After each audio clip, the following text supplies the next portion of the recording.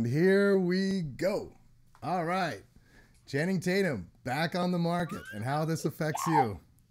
Why am I so excited to talk about this, Garrett? I Oh, feel like there's something a little wrong. I think I know why you're so excited, Shereen. What's it? I might have an idea about what could be exciting to you about your neighbor Channing Tatum being back on the market. Yeah, I mean, I think every woman in the United States of America and beyond is excited about this, even though that's totally illogical and nearly no one will really actually even meet him in person. We still all feel that there's more hope in the world. You know what I mean? Well, he's gonna need a lot of TLC and rebound relationships. So line up girls. Exactly. Line up, ladies.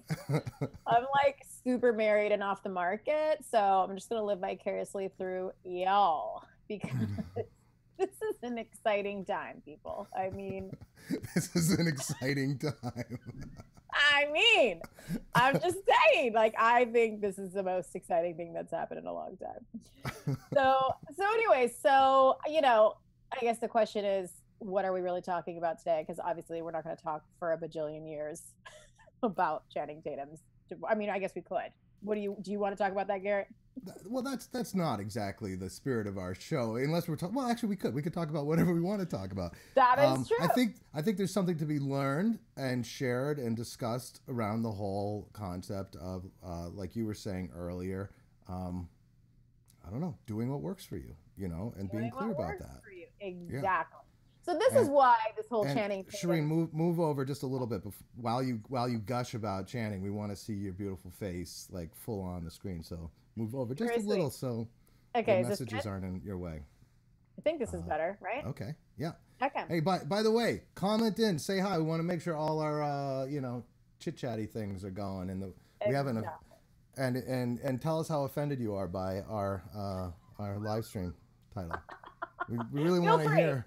We want to hear how offended you are, how ridiculous we've become. Are we a tabloid now? No. This sad, is news. Garrett. This is news. This is relationship news. And Channing Tatum being back on the market is really going to affect basically a lot of people's relationships. Well, okay, yeah. So let's discuss, right? Like, why did we bring that? So Garrett and I were talking before we went live, and I just feel like oftentimes, because last week we talked about conflict and conflict resolution and how to basically transcend and not be at war with each other and all this kind of like uber juicy deep stuff that we love. This week, I want to almost talk about the opposite, if that's possible. Almost like, when do you know it's time to let go? That's kind of where the Channing Tatum situation came in, because obviously they are choosing, for whatever reasons are relevant to them and make sense for them, to let go of their attachment to being married. So just a disclaimer, I'm a total advocate of families staying together, all about that, y'all. So let's not get weird here, okay? But I think it is really interesting for us to discuss, like, when do you let go, whether it's like a business partnership, a marriage, breaking up with a relationship, a friendship even. I feel like there's a lot of power in letting go. And so that was really what we wanted to talk about today. Right. And now with Channing Tatum back on the market, there's also a lot of temptation to let go. So. 100%. I mean, like, what do we... I don't even know. You're gonna be like, truly. Kenny, you better get your act together, brother, because if I see Channing at the bar, I can't make any promises. Why is that so amazing? Like, I'm so tickled right now. Like, please, somebody comment and tell us how ridiculous we are right now, because we know it's stupid. And not only will he be at the bar, he will be dancing on the bar, doing his striptease. Oh, thank you, Larry. Larry says, no matter what we talk about, it will segue into something profound and beautiful, no doubt. See, he gets us. Thank you, Larry. Larry may also be evoking Murphy's Law, and this could be our first show where we really just debase ourselves and never recover from it. So, and that would be terrible. So, Larry, you ruined us. No, I'm just kidding. Totally Totally kidding. All right. We're done. Yeah. So Garrett, why don't you give me like some thoughts on this? Because obviously you know what I think, and we'll get into that. But like, what do you think about letting go and how sometimes that is empowering, or do you think it's not empowering? What are your No, I thoughts? think it's very empowering. In fact, we could do this on a whole bunch of fronts. There's relationships, but then there's also just kind of business, right? Like a startup is much more successful if they have a very clear vision of what they want to accomplish in terms of the impact on the world and the sort of the greater vision of what they're the problem that they're trying to tackle. But to get attached to a particular solution, which often is what sort of more amateur startups will do or less successful startups would do, it's kind of the same thing. It's like you'll become dysfunctional with your attachment to a particular approach or a particular way of doing things, and you will miss the big opportunities. Or if you decide, I was just listening to Jen Sincero's book because you told me to check her out, and she's an old friend, and so I never really read books from friends or people I know because I don't know, especially self-help books, I just can't take it. But Jen's book was legitimately good. Like, I enjoyed listening to her book. She's a badass, and her badass book was actually a badass book. I kind of enjoyed it. And she read it too, which was great. Like, I love audiobooks, and she did her own audiobook. And so one of the things that she was saying is, when you decide I'm going to make $100,000 in the next year or in the next month or whatever it is, being really clear on the outcome you want, but not attached to where that money is going to come from. And so she was saying, like, she was, decided in the next 4 weeks she was going to make $20,000 or something like that. And she had all these ideas about how she was going to do it. None of those ideas actually panned out, but the money did come just through other avenues. And so I kind of think that whether it's like money or a love, it's like, the love you're looking for, the money you're looking for will come to you. It just might not come to you from where you expect it to come from. So juicy. I mean, and I feel like it's like, it really becomes complex, like when you are talking about something like marriage, because that's something legal and you go into it hoping it's forever. I just feel like I might be even complicating our whole conversation by making it about the marriage, but just because we started with Channing Tatum and his divorce. Yeah. I'm like, so maybe in that situation, just taking what you just said, I would be like, I know what kind of love I want to have forever. And cross your fingers, you hope it's Mr. Tatum because that's the person, she married. But then if it's not, it's okay to let go. Like, does that apply to what you were just saying? Yeah. And if you read Channing's post on Instagram, he really goes into that they still love each other. There's a lot of love in their relationship as parents of their child and as friends or whatever they are now to each other. But then they also love each other enough to say they want different things right now or whatever it is. And Channing wants other women. She wants other men. I don't know what the details of their whatever those other things are. But the fundamental is that it sounds to me, unless it's just really good PR, it sounds to me like there is a lot of love in even their decision. And that, I think, is a deep, important truth about any kind of letting go, separation, that kind of thing. Is it's not like you have to reject the one that you're letting go of or separating from. You just need to embrace that, like, the love is going to come to you one way or another. And it's not like you have to reject the solution or the idea that you're working on as a startup. It's like that. It's just that the vision that you're working for could come from any avenue, and by not being attached to a particular avenue, miracles can happen. The world is a much bigger, more complicated, complex, interesting place than we realize, and miracles tend to be surprising. So it's kind of like, where is that love going to come from? Where is that wealth and abundance that you're looking for going to come from? Where is that opportunity you're looking for going to come from? If you're over attached to a particular, even in business, like imagine, if you need an investor for your company or a new customer, right? Or client or whatever.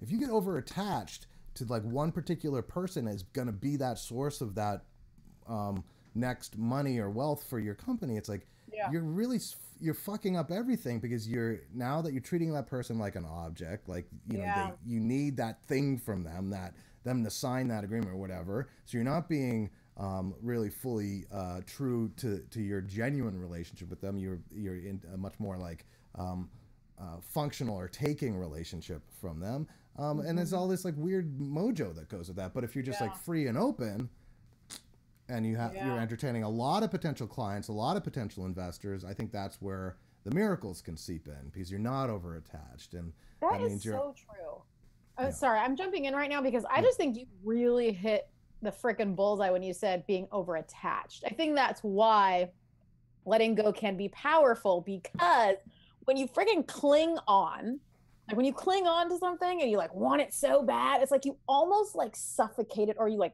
push it away. Like the energy becomes too much. It's not captivating. It's not magnetic. It's almost like repellent. Like when you really, like if you're dating someone and you're like, oh, and you like cling too hard, like they're going to go run screaming. Like even business opportunities, like if you seem like a freaking desperate, needy entrepreneur, they will run screaming from you. But like, you're able to be in the open space. And I think you can only be in the open space if you're willing to remain unattached. So like you said, like that, like Jen Sincero's book, like what's your outcome? You can remain attached to your outcome, but be open to the ways that it comes and don't cling to any one way. And then I think you're staying in a very grounded, empowered place. And that's like the money spot where you're like magnetic and like, just miracles are happening and like opportunities are coming your way and you're not even trying. But like, I think it's really hard to stay in that space. I think it's really easy to become like hyper neurotic. Like I need this thing to happen because it's going to solve all my problems. And if it doesn't happen, then everything's going to, then my life sucks, or whatever kind of like goes through our minds that leads us to attach too hard. I don't know. Do you have any thoughts, Garrett, on like how we cannot become neurotic, desperate, clingy people? Yeah. Well, so like one thing just to think about is imagine like that one relationship, okay, whether it's a business relationship or a personal relationship, but it's like if you kind of start putting all your focus on this one little relationship, right? So that's just one vector. And now you've got all of these relationships all around you that as you are shining your light and giving your gifts to the world and loving, giving your love, it's like the love you're looking for, the wealth you're looking for, the affirmation you're looking for, the business partnership you're looking for, whatever it is, is there. It's all around you.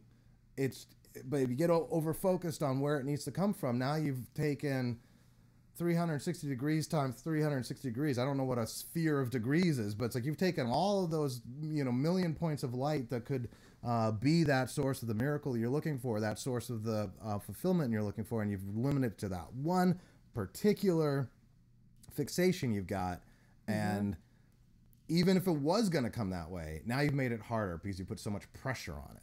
Yeah, exactly. See, okay, so Electric Tau says to let go is to truly have. And I'm telling you, dude, like, I think this is true. I feel like this is like some like crack the code on how to have whatever you want. Like, this is like some cheesy, like manifesting program that I would normally be like, I'm not buying that. It sounds terrible. But I feel like this is sort of what I'm learning right now is I'm like, man, it really just, and even like if you're a person who's into like being in your body and feeling your physiology and that there's a body intelligence. And so when you tune inward, you really sort of are tuning in and dropping out. Like, the thing you talk about, like tune in, turn on, drop out. Is that it? Yeah. Turn on, tune in, drop out. Yeah. Boom. Yeah. I feel like if I really like tune into my body and like how I feel when I'm sort of clinging to an opportunity or a person or a whatever, I feel very stressed and I feel neurotic and I feel out of control. I don't feel very good. You know what I mean? Like I feel just like, but then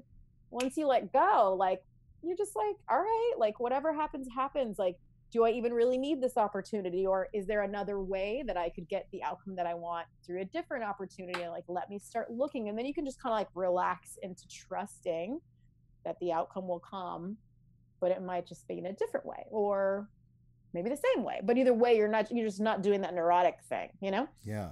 And another metaphor that can kind of drive this home is just right now, just breathe, right? You can breathe through your nose, you can breathe through your mouth, take a deep breath, right?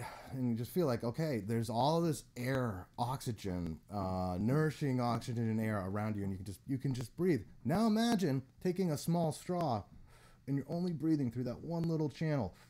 And it's like you start to panic and feel like, you know, you're not getting enough oxygen. It's like, and that's what happens, I think, if you're over attached to a particular relationship or situation to fulfill you.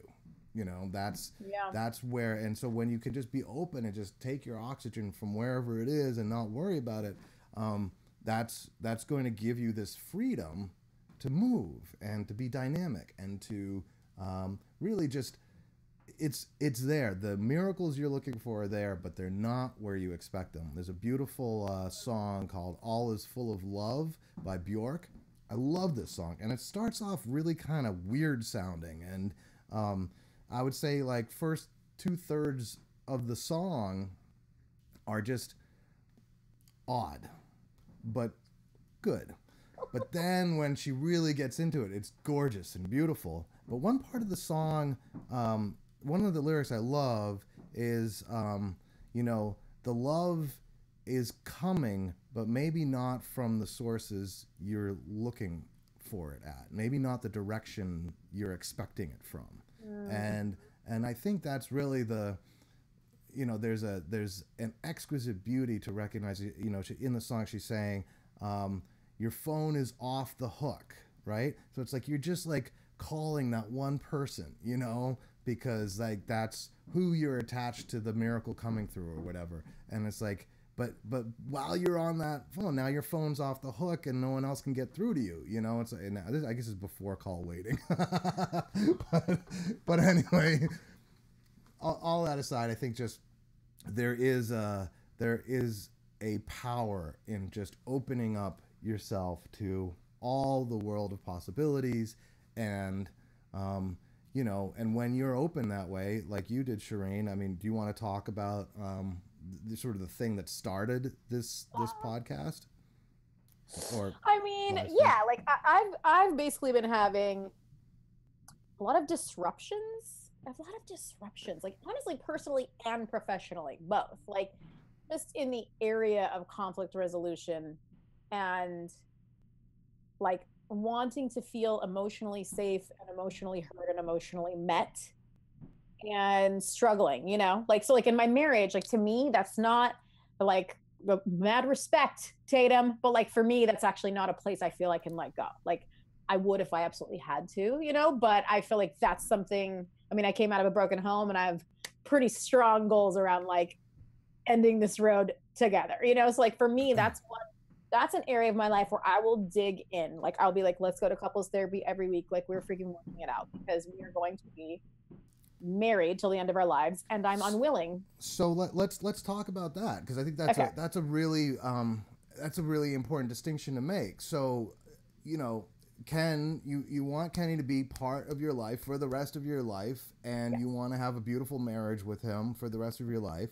Now, number one way to destroy a marriage is to become overly on that relationship. Like all your fulfillment needs to come through Kenny, that like everything you need in life in terms of relationships or whatever has to come through Kenny, and the same from Kenny. And, you know, that could work for like 6 or 7 years, but that 7-year itch that, you know, is a cliche. It's a cliche because it's kind of true. Eventually, you start to wear out a relationship if you become overly dependent on that one person to fulfill every sort of aspect of your, you know, social or romantic or friendship or whatever needs. Like there's gonna be needs where you guys just don't have the same needs.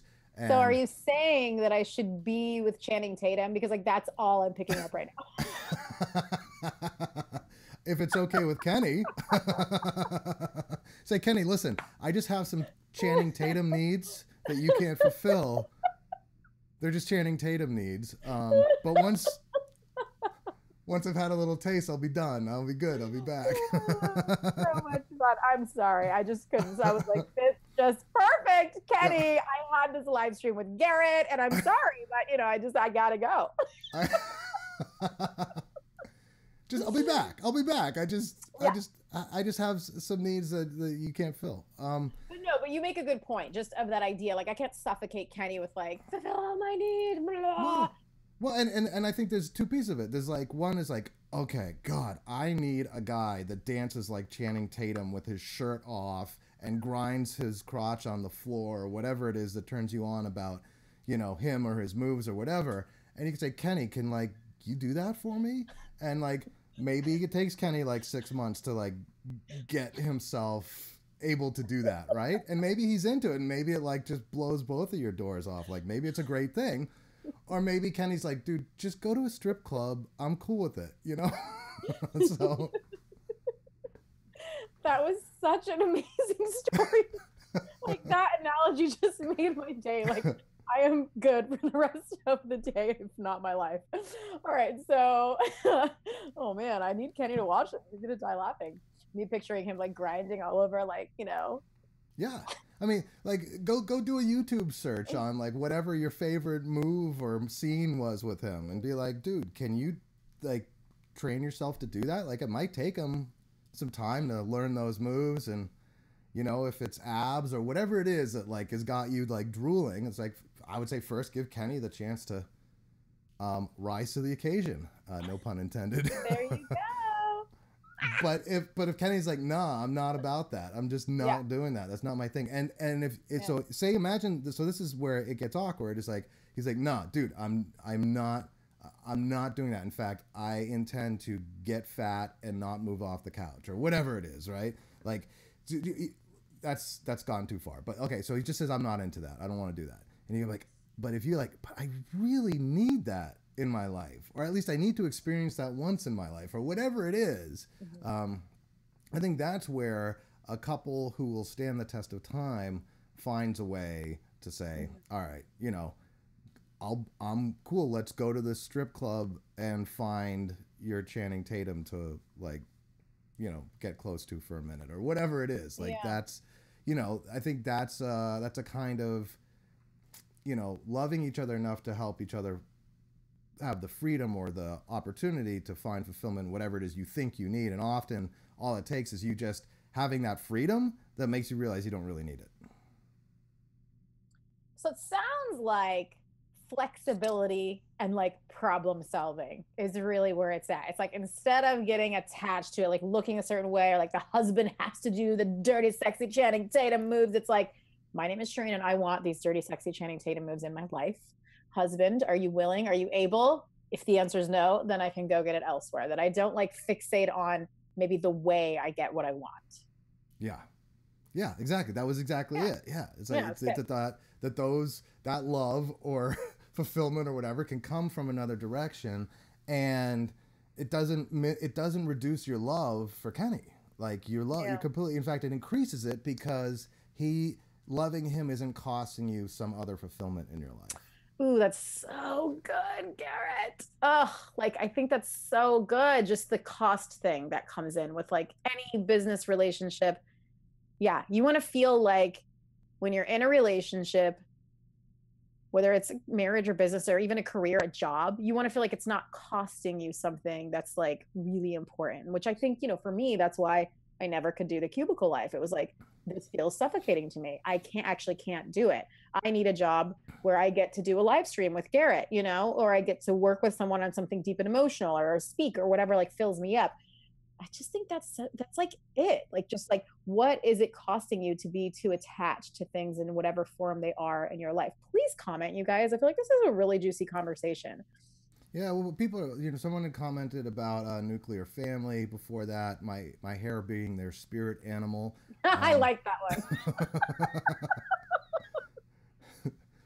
So, so here's an example. My wife prefers me with really short hair. Like, she loved me when I had, a high and tight crew cut. It's like that was, that's what does it for her. But I love having long hair, and she like you know, it's like, okay, well, you know, that's not something I would take from you, you know, or like, but there's that awkward phase where it's like, oh my God, really? You doing this? But I think that's part of the beauty of a relationship that grows and evolves, is like you give each other the freedom to really be yourselves. And even though that might not feel like what you want right away, you know, if Kenny decides, like, you know, he's got some other thing that he wants, and you're like, I'm not into that, you know, it's like there's this awkward phase of getting used to each other's needs or wants or desires, and giving each other the freedom to do it. And that takes courage. That takes courage, patience, and but I think with that you gain the flexibility necessary to bend but not break in your relationship. That's so true. Flexibility, baby. Maybe that's what this live stream is really about, you know? And then also, I think it's really interesting, the 7-year itch. Like, I wonder why that happens. I mean, you've been married for longer than 7 years. Yeah. I see. Yeah, Garrett's trying not to choke. Yeah, I was coughing off. Hopefully, you all weren't hearing that. No, you muted it. It was perfect. Yeah, good.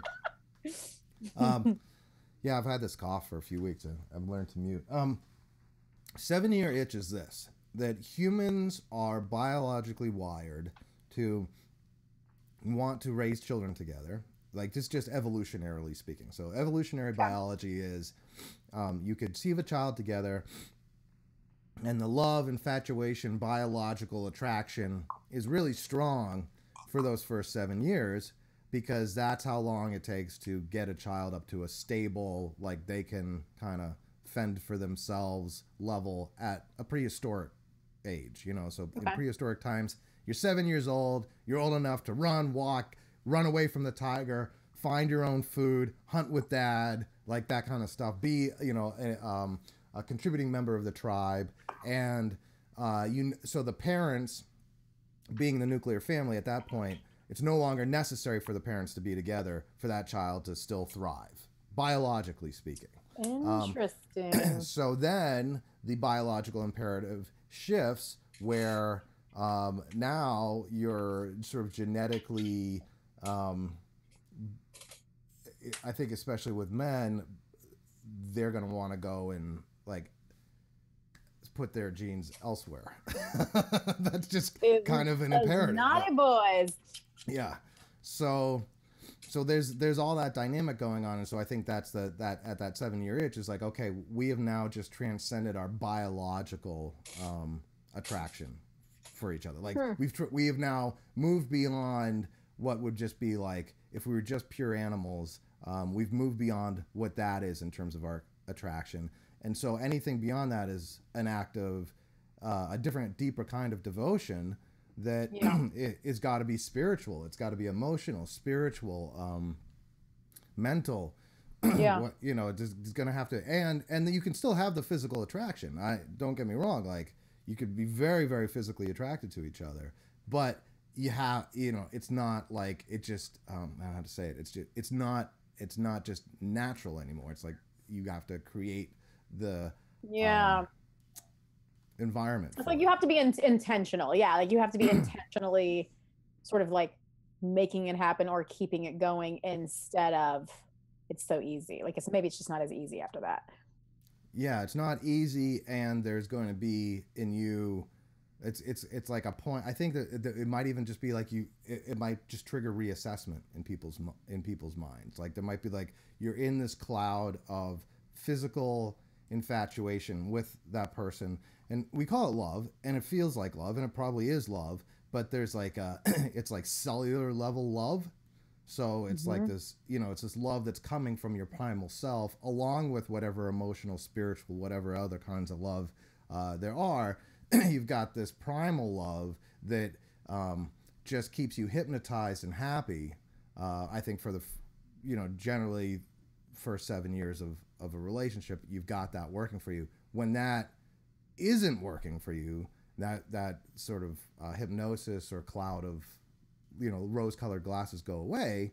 Now you're really loving the person with all their flaws for what they are, and you've had basically 7 years to figure out all their fucking flaws. So you're you are loving with eyes wide open, which I think is a greater kind of love, but I also think it's the breaking point for a lot of relationships. Yeah.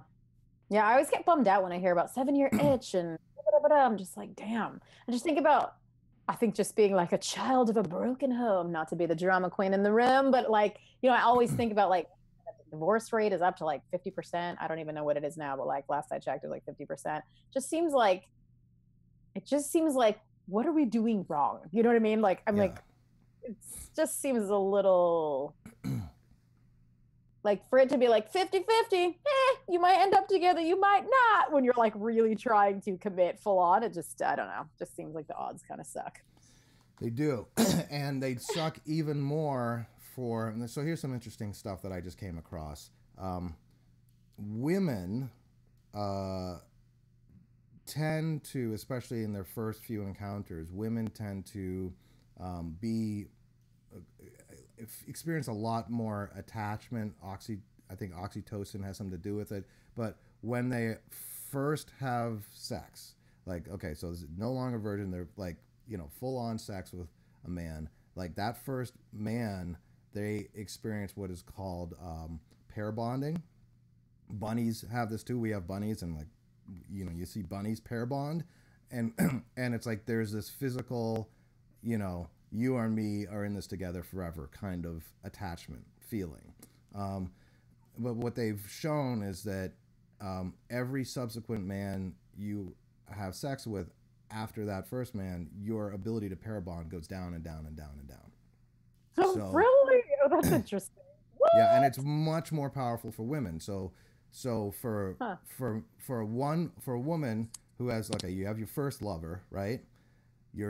Now you move on to guy number 2.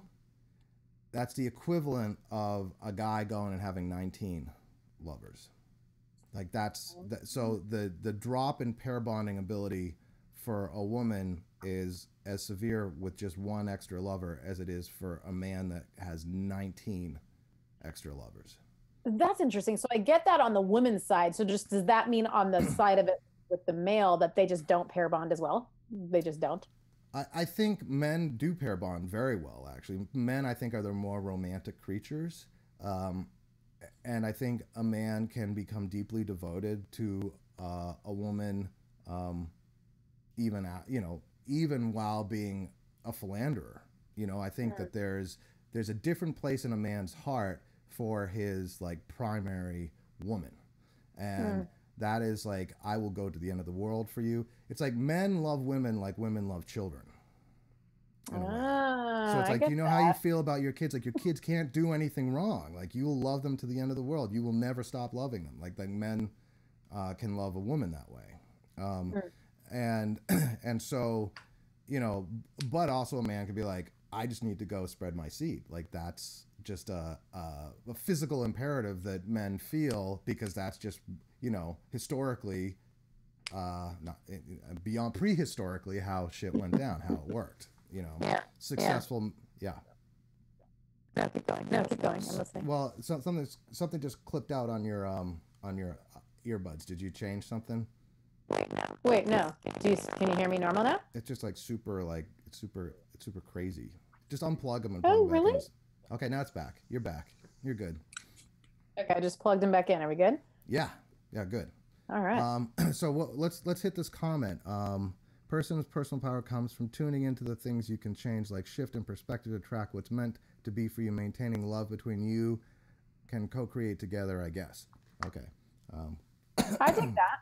I think that's pretty on point with what we're kind of talking about. Yeah. And then Melanie says, know your yeses and know your nos. I think that's great.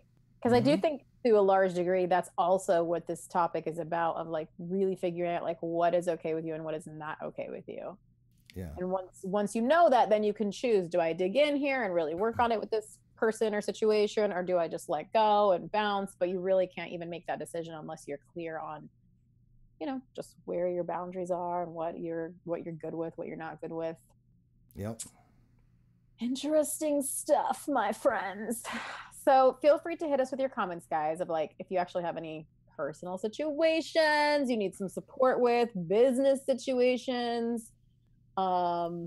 If Garrett's hair is really your spirit animal, or if you want mine, for example. I mean, come on, y'all. Don't hate on my hair, okay? I even straightened it today. Okay, so Thor Anonymous wants to know, what's the topic? Family just got here. Okay, so the topic is Channing Tatum's back on the market. That's pretty much all. What does it mean in your life? How does it affect you?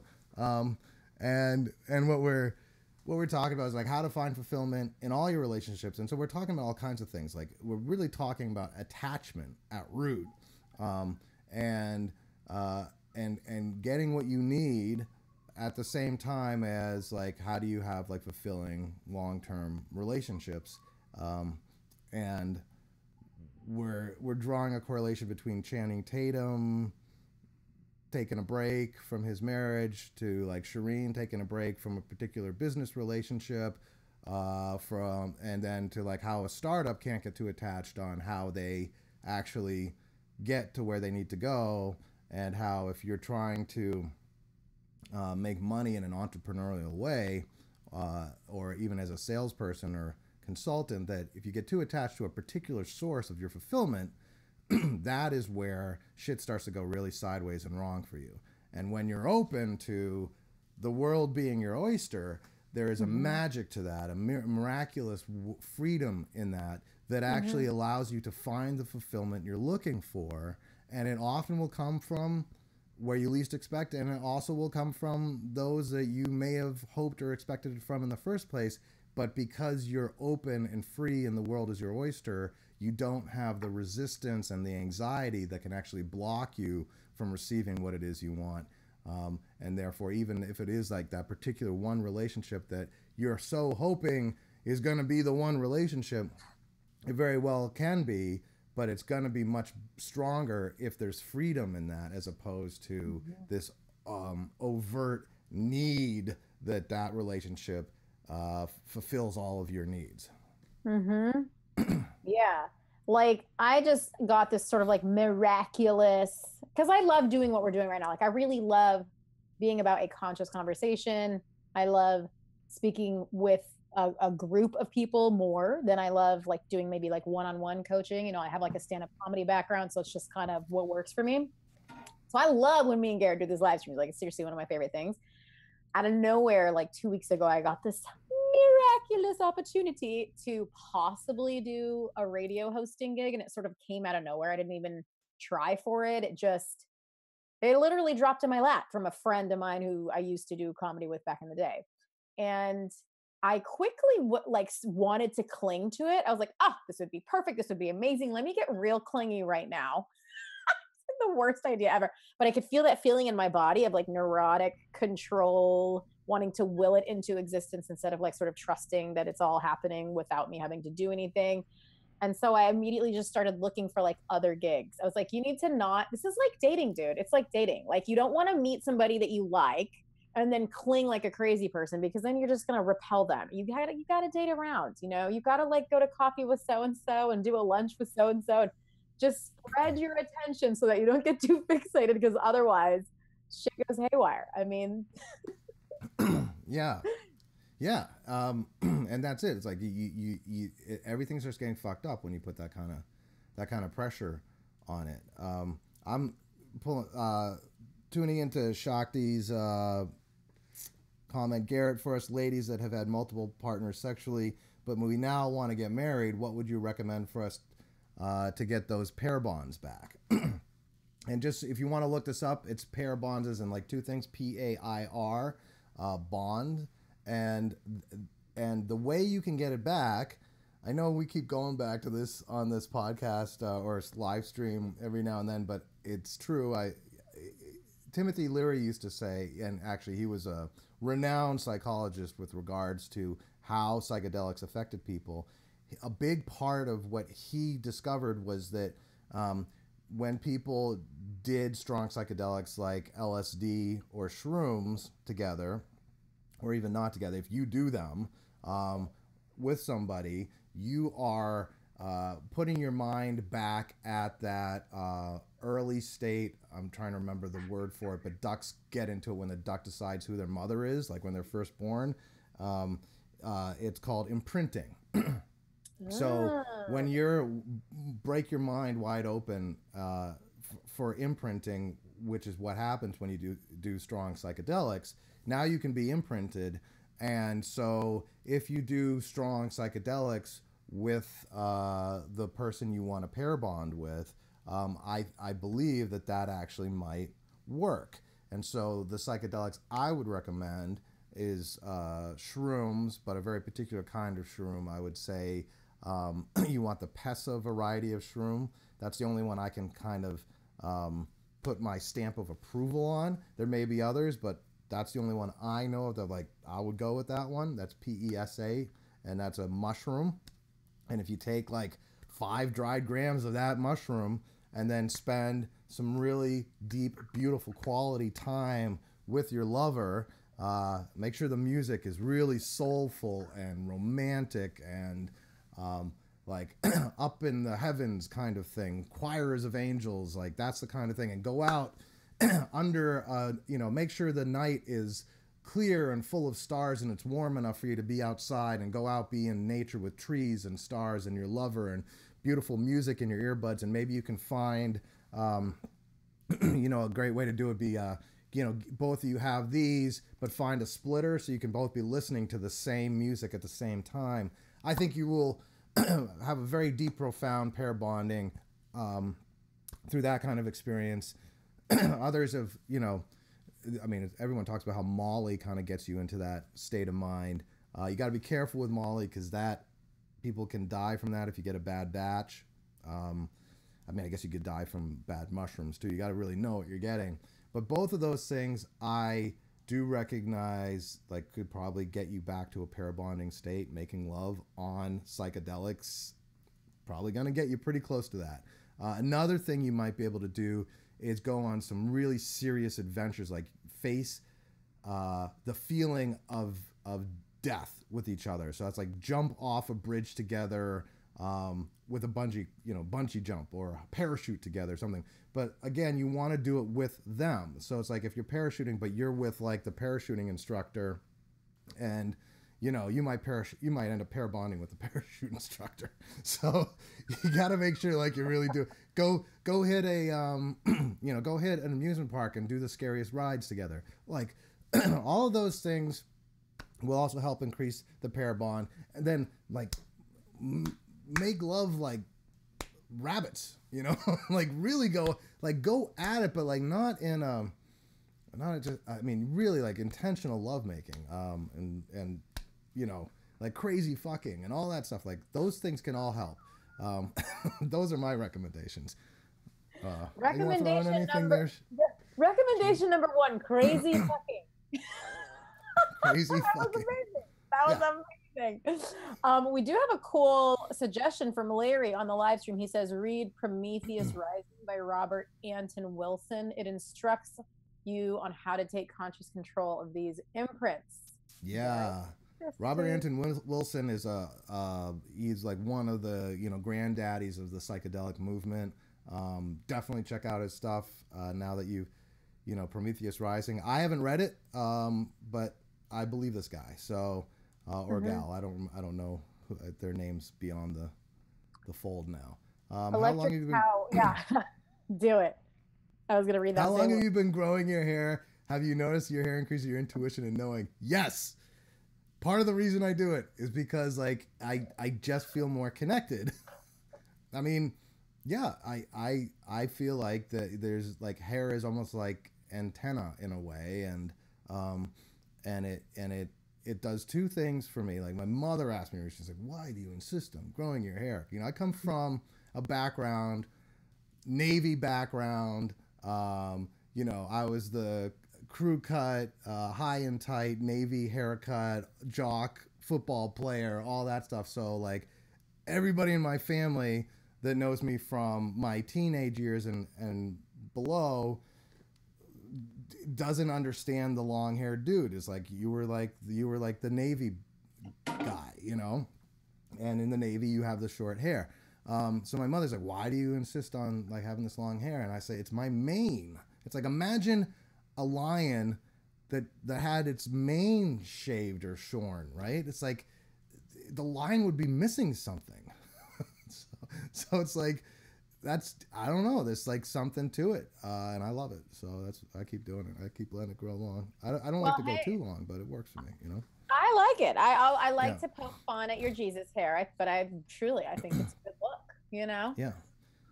And I do a lot of stuff with my crown chakra, like all these chakras here, like they're big on my consciousness. You know, you hear me talk about this Frisian stuff all the time, and where is my energy or intuition or whatever coming from when I'm making these videos? It's like right through here. And you know, I'm not saying like the hair is the trick to it, but I actually do feel like something is missing, an appendage from my body, a sense organ is missing when my hair is too short. Don't know why, but yeah. So I kind of, it's great intuition there about what my hair, you know, scientifically true or not, represents to me in my mind. That's good to know. I feel like I learned so much about you right now, Garrett. So pair bonding, I think it's a hugely important thing. If you have daughters who are just, you know, in their early stages of romantic relationships and things of that sort, like, you might just want to warn them, hey, you know what?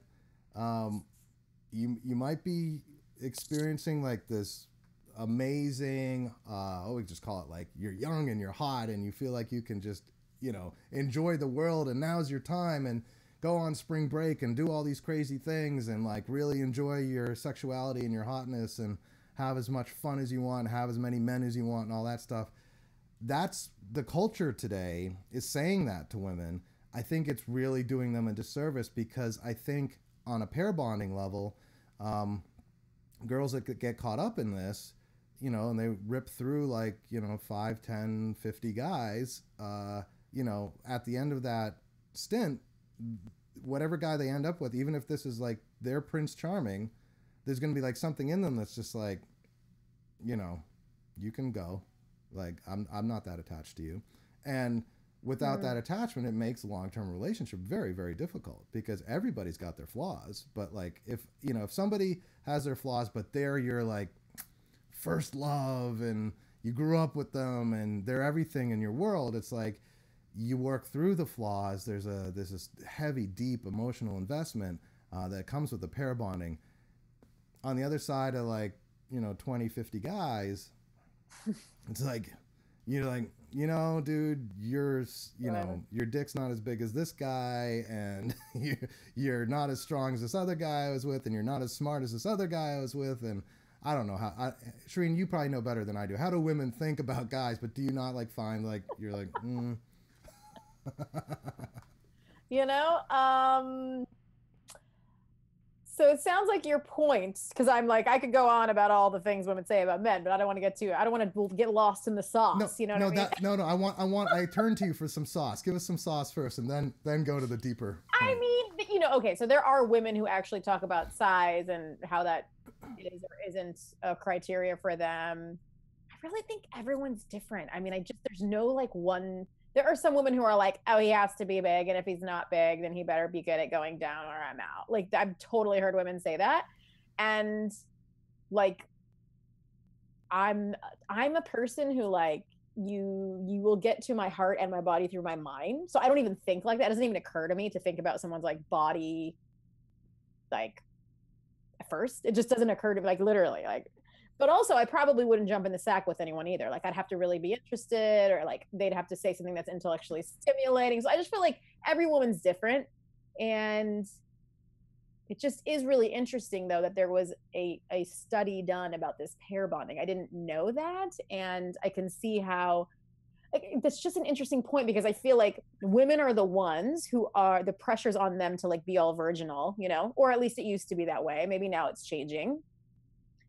And with this study, there's almost like a reason to maybe stay virginal, not like totally, but like just a little bit. There's a little bit of information that's actually backing up why it would matter for a woman to not have too many sexual partners. But yet at that point, I guess it's like, does that matter either? Like, is it okay that women don't pair bond? Could they still have a healthy marriage if they had had a lot of partners? Is it impossible to have a healthy marriage if they had had a lot of partners? Or is it just like, let's just keep it safe and simple? Because I do believe, like, I feel like I'm a little bit of a sexist sometimes, but I really do believe like women are the ones who are like the master of the family, if you will. And I feel like whether I like it or not, men are the ones who are sort of like the master of like the career world. And so I sometimes like defer to like Dr. Laura used to have a radio show. She still does a ton of stuff, but like whatever. And she was very like old school about the way she coached, if you will. She was always just like, well, the woman runs the family. And so that's just the way it is. Get over it. And at first that shocked me. I didn't like it. But then I thought about it more and I'm like, ooh, I actually really think this is kind of true. I think women are the ones who decide what isn't okay in the home. If it's okay to be verbally abusive or not. Like, you know what I mean? Like, I just feel like women are the ones who create the culture of the home. And so to some degree, I can see why it would matter for women to be able to pair bond and be able to stay with one partner so that they can still be the master of like the family and keeping communities together instead of having all these broken homes.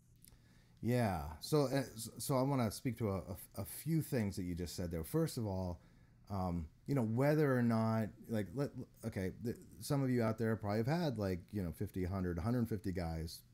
I think Wilt Chamberlain had, like, 5,000, 10,000 women. It's like, this is possible. You can have a very high number of previous lovers and still have a beautiful relationship.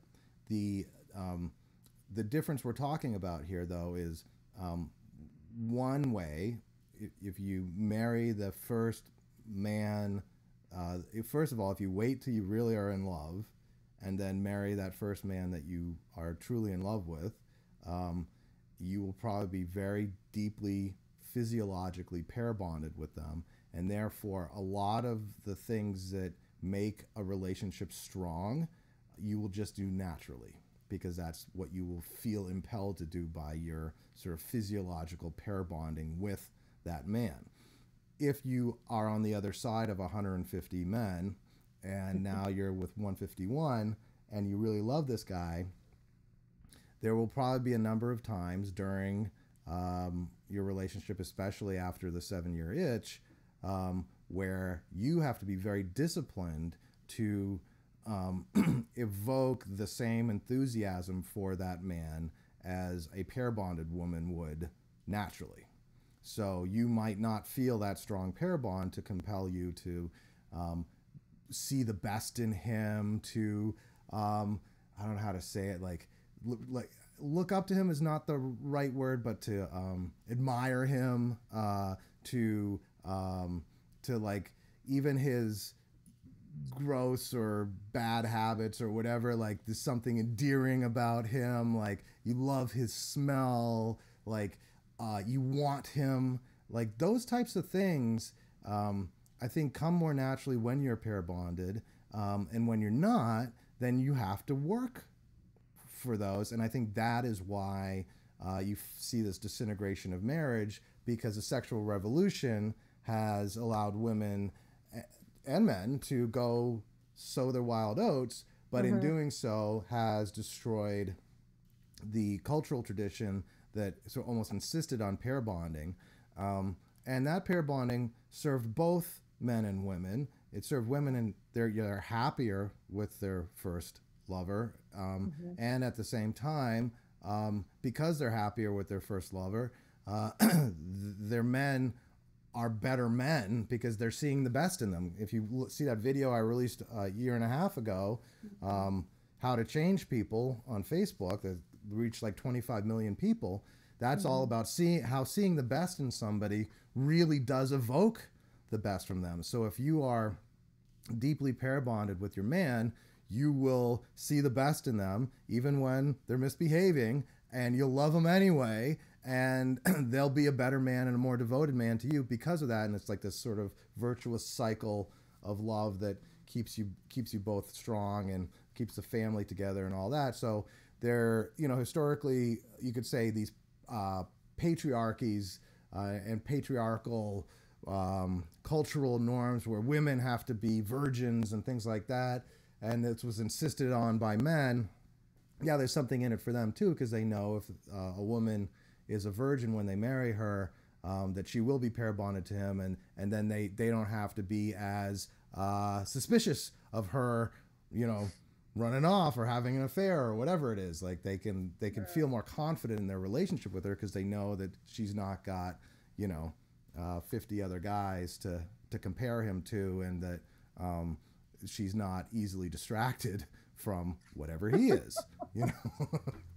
So I don't know. I don't know where else what else were you mentioning, Shereen? Because I felt like there's a few things. But I just think it's so interesting because, like, and on this note, it's like, well, then how does the sexual revolution and sort of like women's like empowerment and feminism and all this stuff really affect families? Because it's like the world is made of like society and community, which is made of families, So it's like, it's a little concerning, you know what I mean? Like, almost I'm like, are we not going in the right direction? Like, I obviously love that women are empowered. I love that women get to do more in the world and have influence and have a voice and sort of like, what's the word? Rise up against oppression, like 100%. Are you kidding me? It's just like the best thing ever. And I still want women to like rule the homes in the way that only women really can. So it's like, I don't know. Like, what do we do, Garrett?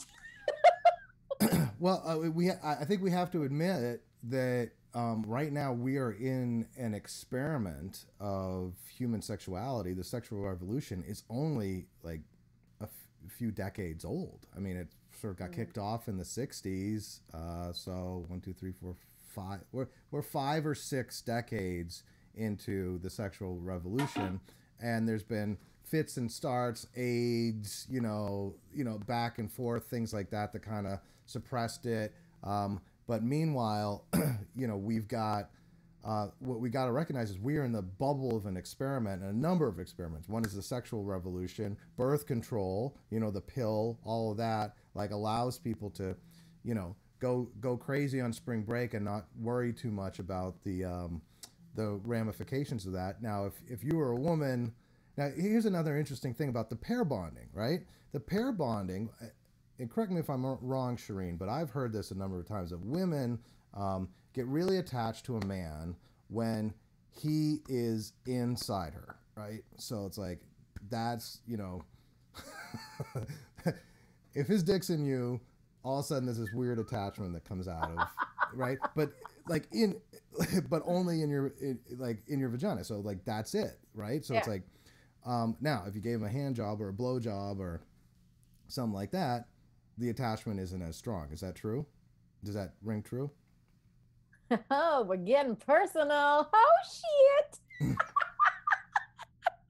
I love how I just became the experiment, the woman's voice. Well, no, I've heard this. I'm just saying, like, does this ring true for you and for what you've heard from I think that's probably true. I think that's probably, yeah. So think about it this way. Like, before there was birth control, there was hand jobs and blow jobs, right? There was every other way you guys could be together except for like full-on reproductive sex. And it's the full-on reproductive sexual act that causes the pair bonding. So if if girls were able to go out on spring break and just have fun, get semen all over yourselves, but just don't let that penis into your vagina. It's like you might preserve your ability to pair bond at the same time as having a lot of fun, True. But I think that could be also sort of part of the nuance that we've forgotten with birth control is like, okay, now that everybody's on the pill, everybody can just have a free-for-all, but that's not doing anyone any good in terms of their ability to maintain long-term relationships. That's so interesting. My goodness, Garrett. This is really interesting. Just like how the way the world is changing affects the way the world will continue to be. or not be in the future, you know? Yeah. So, you know, Like I think, sometimes progress isn't good, you hmm know? yeah. It is good, you know, but there's also costs. I don't know. We're in a sticky situation here. This conversation is sticky. Freaking started with Channing Tatum. How the hell did we get here? Well, you know, we just got to follow the spirit of the dialogue, and That's I think right. I think that's where we've ended up. So that's one issue. The other issue is live in this like crazy social media space where, you know, you're on Instagram and you're seeing this insanity on Barstool Sports or whatever other Instagram profiles you follow, Frat Life, or, you know, any of these like crazy Instagrams. They're hilarious sometimes, and then they're just tragic other times. Just like, oh my God, look at these, you know, chicks in the wild. It's like you see like what these girls are doing to themselves, and you're like, this is a horribly unhealthy for them, both emotionally and probably physically, and and B, like, you know, whose daughter is this? Like, you know, does nobody care about these girls enough to, you know, help them not completely lose their shit? And I think there's girls who come from good families and have enough self love.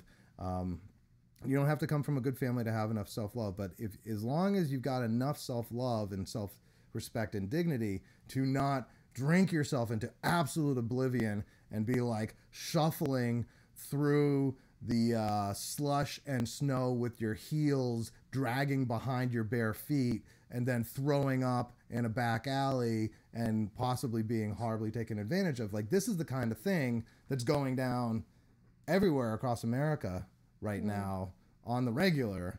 And was it always like this? I don't think it was. I think there was a moment in time where, you know, binge drinking just to show off, like chugging a bottle of wine just to show off as a girl, was not considered a feminine, attractive thing to do. Guys would do it, but guys, like, you know, I think are just built to handle that stuff a little better, and it's a little less destructive and dangerous to their situation.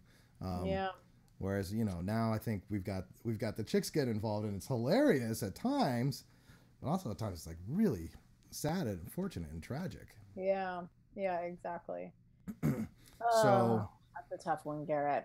That is a tough one because I mean, it's like brings us back to like primal biological shit where it's like, as much as we're conscious beings who are like, some are male and some are female, it's like the truth is dudes have 16 times more testosterone in their bodies than women do, which gives them more energy and more strength, which means to some degree women always have to be protecting themselves because they are potentially prey. And I yeah. hate that I think this, but I think this, you know, like I'm never a girl you're going to see sloshed at a party. Literally never. Like, not since high school, never. Like, I would never do that because I've always had this, and it might be because, I mean, the reason I come from a broken home is because my dad was abusive. So it might be because my mom came out of that kind of like abusive pain. Like, lucky for me, she got out when I was like 1, so it's not like something I necessarily experienced from him, but like, I don't know if there's just like a hyper vigilance, you know, like just knowing that shit can go down at a young age. And just, I've always been very careful with myself, but it's unfortunate because like not a lot of women are, you know, like I see a lot of people, a lot of women just kind of like doing their thing and having a good time. And it's all fun and games. And then like you read these terrible stories in the news and I'm like, I almost just wish there was like some like women's class that like we could teach, just like, here are very simple ways to protect yourself from potential doom. Like, I just feel like Yeah. even though it's not fair, it's just reality, you know? Like, I Yes. hate that. I hate that a woman can't just go get fucking slush and have a good ass time and just be like a shit show one day and like, it's great, you know? Like, I would love that. But it's like, unfortunately, it's just not safe, you know? Yeah. And this is something that you know, I've talked to my daughter about, and I mean, she's only 13, but you know, she says to me, "I want to go to New York City with my friend," and I'm going, "You're not going to New York City with your friend alone. You realize that, right?" She said, no, we're going alone. We're saving the money. We're gonna go to New York City. We're gonna take the train down alone. And I'm like, no. Or I want to go into Boston and join the gun control rally the other weekend. Just me and my friend. And I'm like, you're not gonna go into a huge crowd of people, you know, tens of thousands of people all on the street, with, you know, very little that any police or anything can do, and nobody watching you. Like, I will stand 10 yards behind you or 20 yards behind you, but I will be your bodyguard. He's like, you can do that, but you're going to have your bodyguard with you. And she's like, no, Dad, it's so ridiculous. Why can't you just like let me be free? And and I'm like, because something terrible could happen to you, and it's my job as a parent to stop anything terrible from happening to you for at least the first 18 years of your life, but I'm probably going to go and double that. And so, but the you know, and she couldn't understand. I said, look, if you were a toddler and you were walking headlong or crawling to the stairs, to the top of the stairs, I would not let you just flop down the stairs because you wanted to, because you needed to be free. Like, that could really injure you. That could really hurt you. I would not let you drink bleach. I would not let you run into the street. I would not, you know, I would insist that you wear a helmet while you're riding a bicycle. Like, all those things are to keep you safe. And she's like, well, nothing's going to happen to us. I'm like, nothing is going to happen to you most of the time. But that 1 out of 5 or 1 out of 10 times that something always happens to women, you know, if you're out there, you're playing Russian roulette with your life, with your feelings, with your emotions, with your ability to, you know, feel good in your sexual relationships later in life. You know, all of that is on the line when you're taking those risks. So maybe you could go to the bar and just get absolutely sloshed. Now, I'm not talking about my 13-year-old daughter anymore. I'm talking about an older daughter. But it's like, maybe you could go to the bars and get absolutely wrecked and nothing happens to you, and hallelujah, nothing happens to you. But do that 10 times, something's probably going to happen to you. You know, like, just statistically, I think it's 1 in 5 women have been, I mean, the whole Me Too movement, what's the number? 1 in 5 women have been assaulted.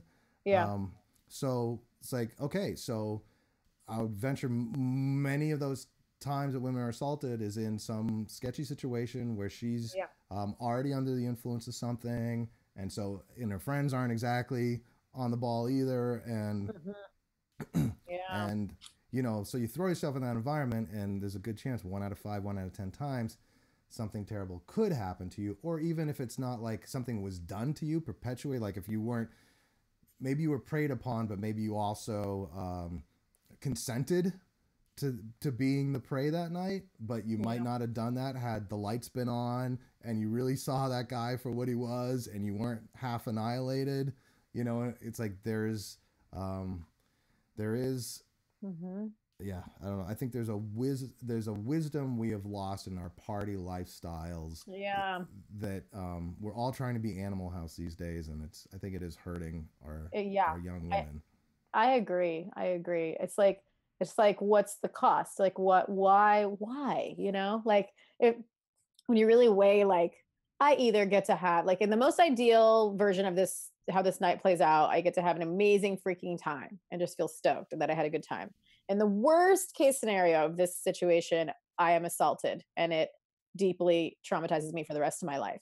Pretty sure that worst case is so much worse than your possible good night that it's like not worth the risk. But for some reason, it's almost like normalized, like you said, like in our lifestyle, at least freaking Animal House. Like, I don't know what it is. And I've always kind of been like a granola geek. Like, I wake up early. I don't even like the feeling of being under the influence. Like, I'm sort of a nerd. And I think this nerdiness has protected me from a lot of stuff.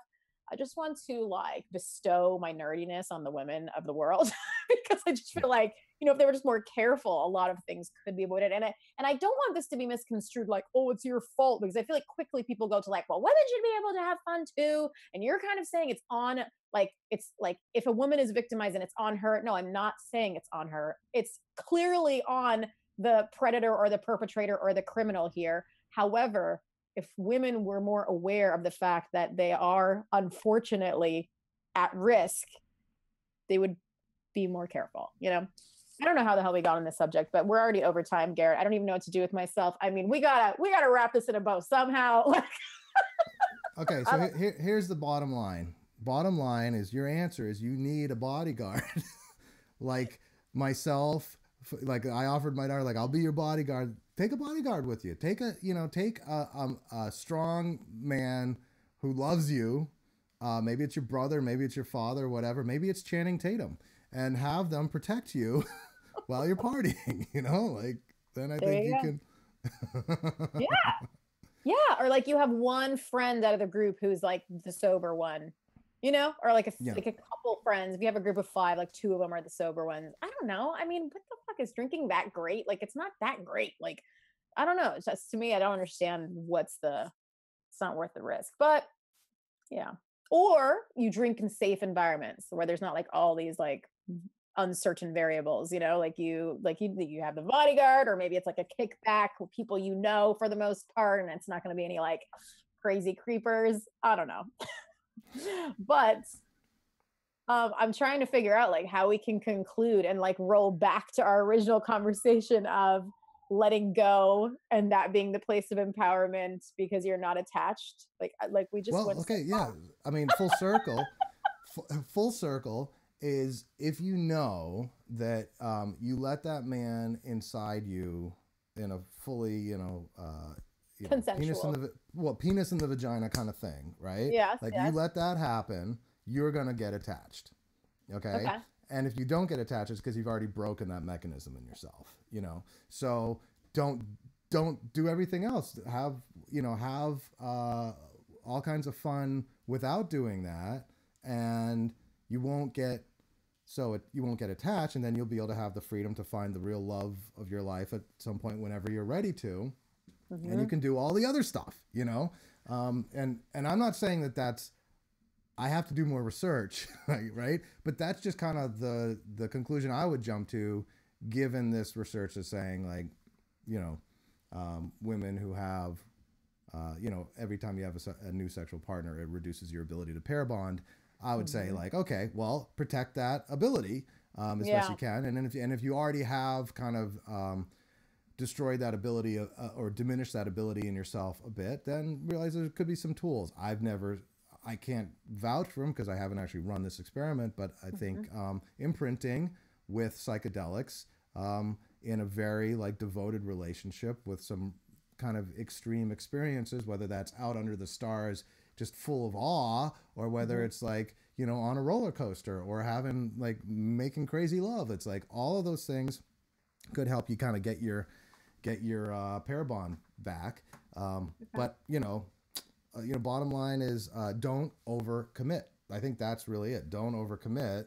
And fucking that dude just because like all your friends are fucking dudes and he's looking really hot, like might be overcommitting, like that could be an overcommitment. Yeah.